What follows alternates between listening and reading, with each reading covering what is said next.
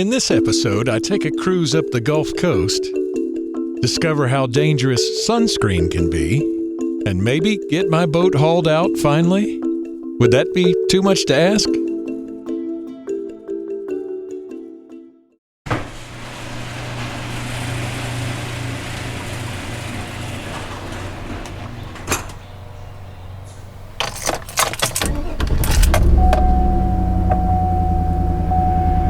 Right front tire low, add air to tire. That's just great. Holy shit, 22. That's not good. Not a good way to start a trip. I'm driving up my street. We got lots of blooming azaleas and mockingbirds twittering, and a warning that my right front tire needs inflation. Turns out it's actually the right rear tire that's low, although for some reason my dashboard is telling me the opposite. I can't hear anything hissing out of the tire. It seems like a slow leak. I fill up the tire, cross my fingers, and grab my first tank full of gas. Speaking of gas, the minute I get to the boat, there's something I need to do before anything else. To check the fuel level, I lift up the cushion in the quarter berth, where I sleep, and open this circular observation port by unscrewing it. 3/4 of a tank. I won't say I ever got into trouble for forgetting to check how much diesel was in the tank, but let me just put it this way. How not to sail 101. Don't bother checking the fuel level. There was fuel in there when you bought her, wasn't there? All right, so maybe it's happened to me before. To be fair, plenty of things have happened to me before, which is why I consider myself something of an expert at how not to sail. You can't do that. You have that going around, Captain. But this time I've actually checked to make sure I have enough fuel for what will be about a 7-hour motor up to Tarpon Springs. I won't be sailing any because there are several drawbridges and my sails are in the repair shop. That's a whole nother how not to sail story. But I'm cautiously optimistic about finally getting my boat hauled out so I can fix those pesky through-hull valves. What could possibly go wrong? How Not to Sail, sponsored by our awesome Patreon patrons. Shout out to Mark, Mike, Francine, and Doug this week. Latitudes and Attitudes, America's #1 selling boating lifestyle magazine. Our friend Captain Bob Bitchin at bobbitchin.com. And I always forget, but the book, How Not to Sail, at hownottosail.com. Okay, then.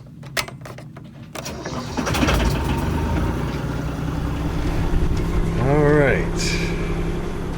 Out of the slip, 9:21.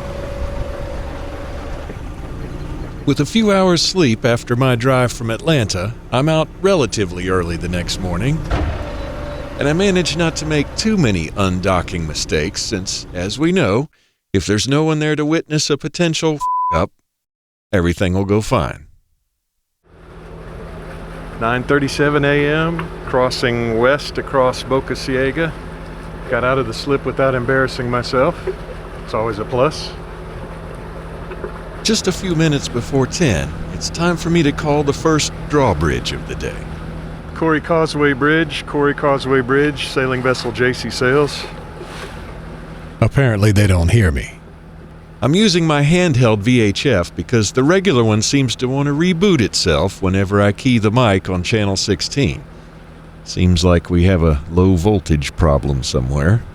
Corey Causeway Bridge, sailing vessel JC Sails. Is this handheld working? Am I pushing the right buttons? Who knows? This is Corey, Captain. Come back. Yes, sir. JC Sails northbound. I don't quite remember how many bridges there are today, which open on a schedule and which open on request, or how long they'll make my day. Keep it coming, Captain. I can open on your approach right now. We don't start our schedule till 10 o'clock. Copy that. I appreciate it. JC Sales standing by 09.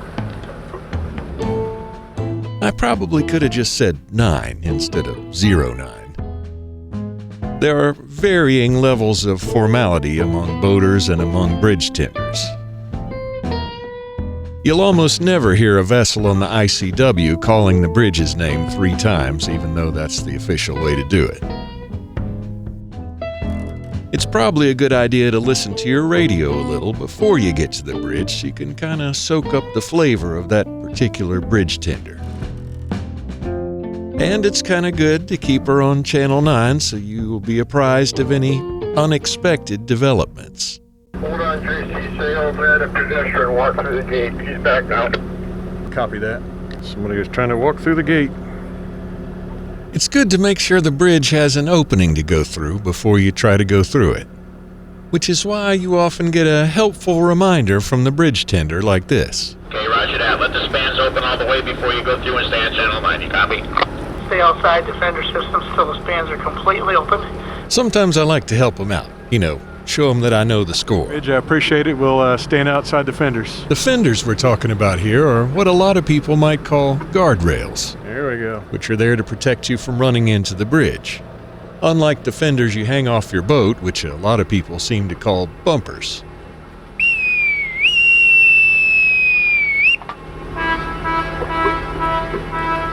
Corey Causeway, JC Sales, thank you much. Have a good one. That's one drawbridge down, and I don't know how many left to go. At least I know the name of the next one. Treasure Island Bridge, sailing vessel JC Sales. Treasure Island, go ahead, Captain. Yes, sir. Just looking for your next opening. And hopefully that opening wasn't 3 minutes ago. Well, you're right on time. It's 10:15. Stand by on channel 9. We'll get you through, Captain. Roger that. Standing by 09. Again with the 09. Neither of these bridge tenders said 09. They just said 9. Treasure Island Bridge, JC Sales, thank you. And do you know, is there another drawbridge northbound before the open water? I feel like I'm being a little bit of a doofus today. Okay, yeah, you're going to have Welsh Causeway coming up, and they open on the top of the hour and bottom of the hour. This feeling of being a doofus is confirmed when we get to Welch Causeway. So Welsh Causeway. Yes, sir. Just looking for your next opening. This opening's at 11 o'clock. The name of your boat? JC Sales, that's Juliet Alpha, Charlie, India, Echo, Space, Sierra, Alpha, India, Lima, Sierra. Okay, can you just say it one more time, please? Yes, JC Sales. Okay, roger that. Let the spans open all the way before you go through and stay on channel 9. You copy? Copy that. JC Sales, 09. Dear Lord, I've given him 09 again and the phonetic spelling of the vessel without being asked. Have a good day, Welch on 9. He doesn't like the phonetic spelling. Sounds like a Yankee. Not only am I proving to be a complete how not to sailor on the radio so far, I've also arrived at this bridge about 3 minutes after the previous opening. But that's okay. I'll just whip out my melodica here, and I'll show that bridge tender who's got the class around here. If I could just remember that song. Causeway Bridge, JC Sales, thank you. You're welcome, Welch on 9. I may be a dork today, but at least I haven't run into anything yet.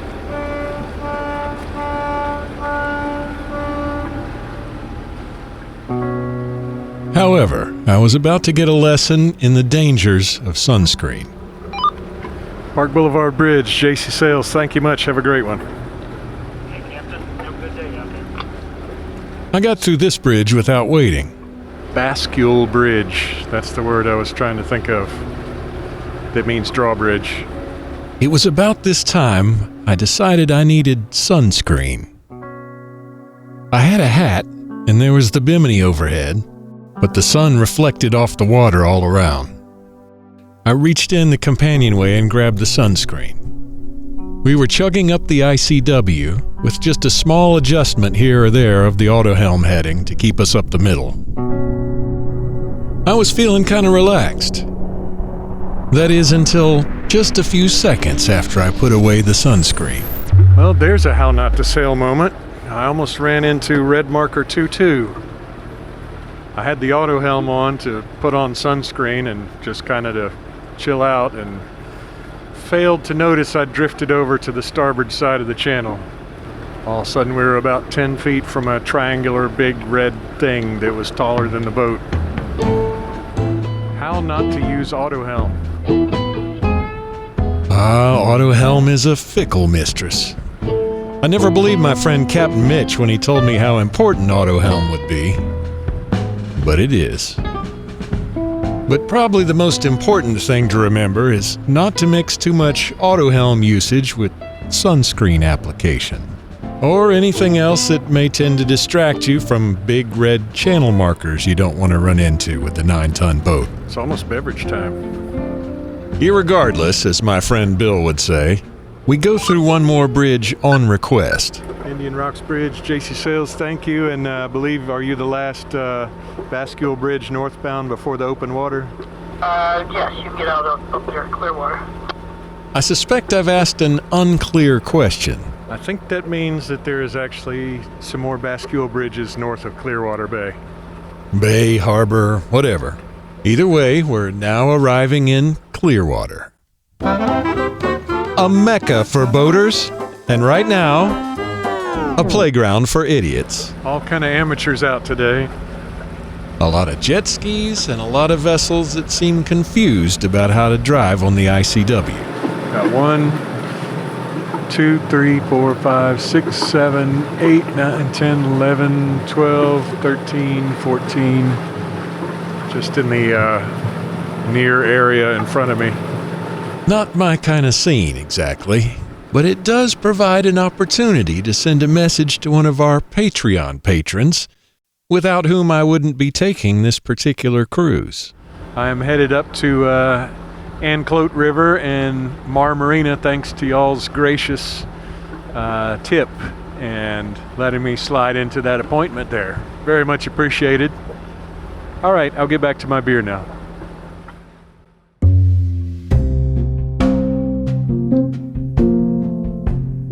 I know at this point you may be thinking, just let me know, did he get the damn boat up to the boatyard? Clearwater Memorial Causeway Bridge, JC Sails northbound. Captain, are you trying to call Dunedin Bridge? Over. I got through the last drawbridge once I figured out the correct name. Dunedin Bridge is preparing to open. Captains, please stay outside the fender system until the bridge is fully open. Over. Yeah, Bill, a copy. Maybe I'd better confirm it's the last drawbridge. Are there any more drawbridges before Anclote northbound? Negative, Captain. This will be the last one. Over. Copy that. Thank you much and have a great one. So, no more standing by on 09. 5.5 hours after leaving the slip, we've left the last drawbridge behind. Yay. Now we're just between the mainland and some barrier islands up to Anclote River, Tarpon Springs. Now we're on the final third of our trip. On our left, we pass Honeymoon Island and Three Rooker Island, which is actually where I went aground last season and messed up the cutlass bearing. By 3:30, I'm abreast of Anclote Key and turning east into the Anclote River. It's definitely breezier than it was. We're on the home stretch now, which is the most dangerous part, because as our friend Captain Pete said, it's the crunchy bits that surround the water that give you problems. And sometimes other boaters. So I'm in a flotilla of like 15 little runabouts, and they're going just about a half knot slower than I am. Guess I will have to throttle down. I should mention that many in this flotilla came buzzing by me before settling in front of me and then not looking back.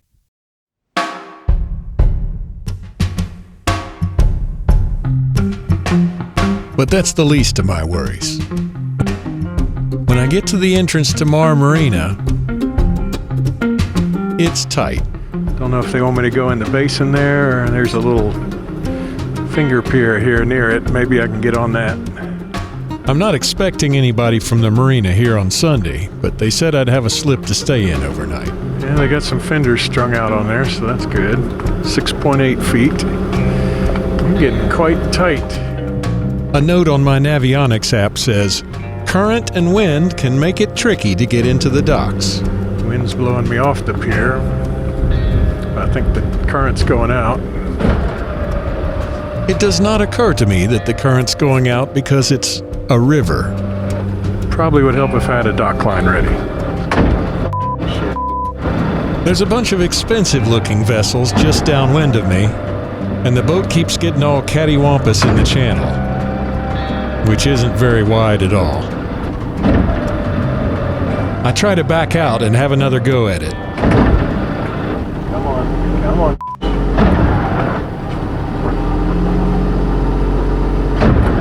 I'm sure it'll work out fine.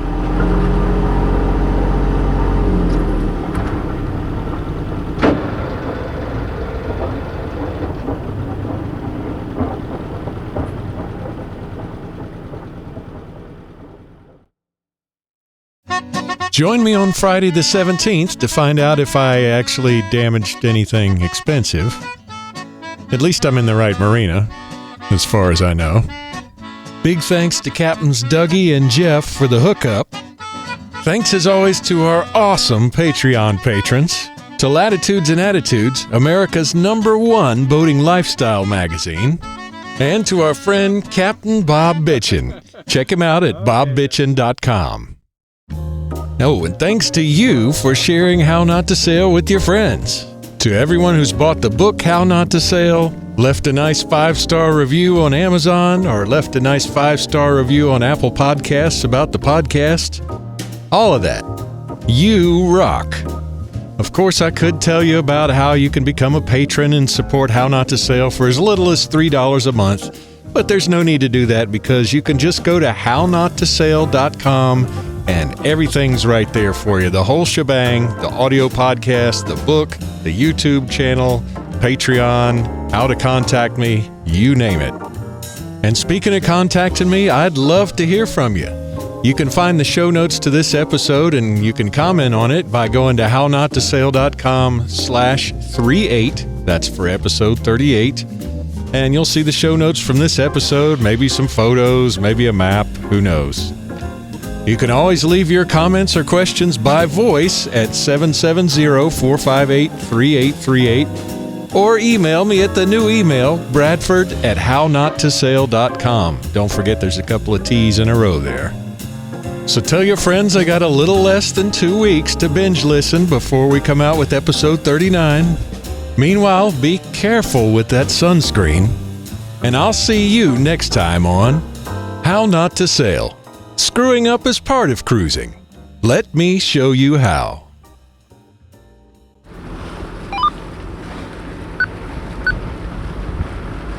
Clearwater Memorial Causeway Bridge, JC Sails northbound.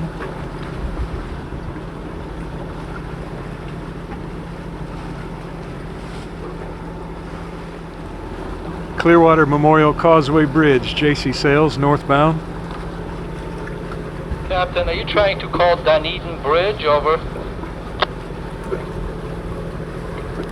Apologies, that may be the first one north of Clearwater Harbor. That would be Dunedin Bridge. Captain, please hold around no wigs on markers. I have standing traffic on the bridge. As soon as I can clear that up and pedestrians, we'll get it open for you. Over. Copy that, Dunedin Bridge. I appreciate it. We'll stand outside the fenders.